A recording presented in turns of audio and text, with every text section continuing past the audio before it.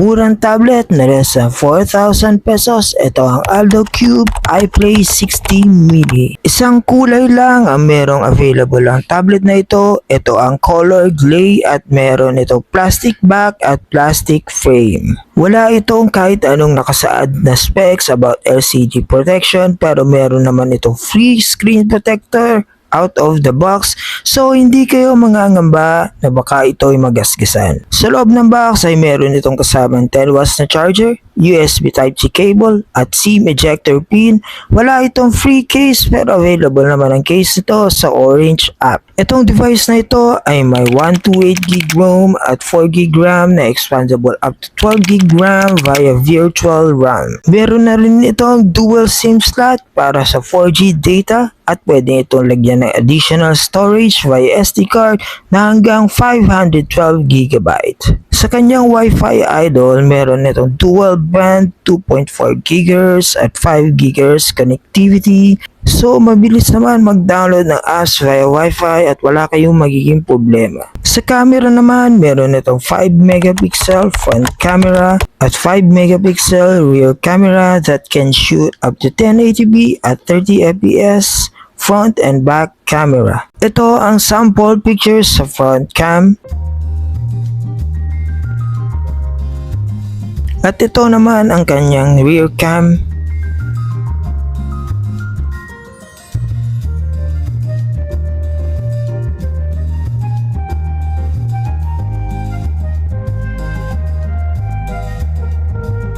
Ito naman sa kanyang video rear.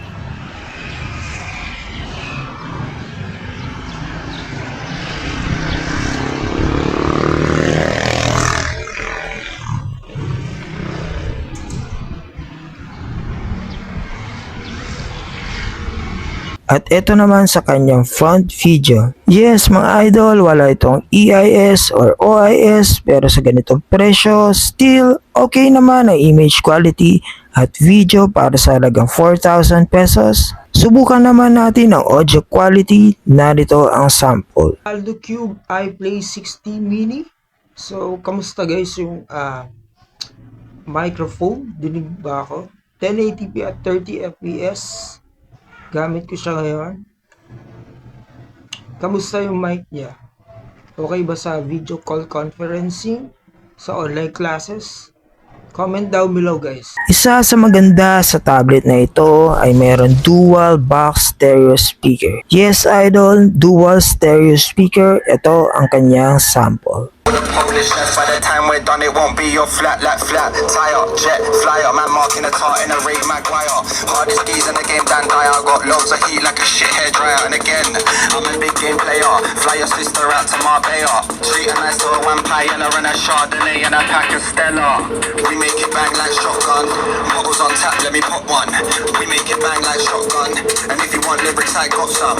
We make it bang like shotgun. Bottles on tap, let me pop one. We make it bang. Sa kanyang screen, meron itong 8.68 inches, 800 by 1340 resolution, almost 9 inches tablet na may 90Hz refresh rate, up to 400 nits of brightness. Yes, tama kayo sa narinig nyo, sa halagang below 4K, ito ay 90Hz na. So, sinubukan ko mag-scroll sa YouTube, browser, video at iba pang social media platforms. Yes, legit mga idol, nasa 90Hz display, napaka-smooth mag-scroll. Yun lang napansin ko, siya ay nakalock sa 90Hz, so wala tayong option para set ito sa 60Hz para mas makatipid sa kanyang battery. Sa kanyang connectivity, meron itong Bluetooth 5.0 at meron itong 3.5mm jack kung sakaling gusto nyong makinig ng music. Nagustuhan ko ang placement na 3.5mm nito dahil ito ay nasa gilid sa itaas, which is kapag nanonood ka ng video, hindi sagabal ang wired earphone mo or headphone at kung naglalaro ka using a earphone. By the way guys, ang OS nitong iPlay 60 mini ay naka-Android 15 na out of the box at isa sa nagustuhan ko dito ay wala siyang kahit anong bloatwares dahil siya ay full stock vanilla Android. So, isang advantage ito para sa isang budget tablet na naka-stock Android. Sa chipset naman, gumagamit ito ng Unisoc T606 na 12 nanometer. Yes, alam kong luma na pero ang performance palong-palo pa rin naman kung social media nyo lang gagamitin, browsing, watching YouTube, and movies. Sa gaming guys, kaya naman i-handle ang Mobile Legends at Call of Duty sa mga settings, so ito ang kanyang sample.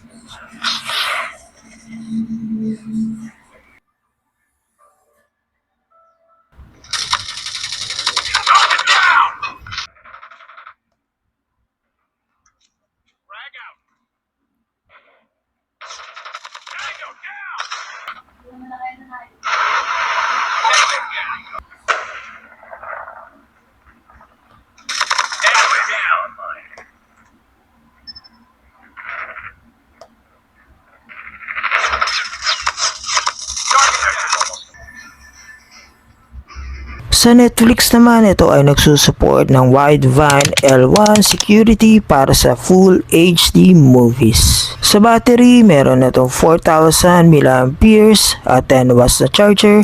So, sinubukan ko gamitin sa YouTube, browser at mahabang gaming. Umabot din ako ng 4 to 6 hours screen on time, which is nagulat ako sa isang tablet na 4,000 mAh of battery dahil makunat ang kanyang baterya.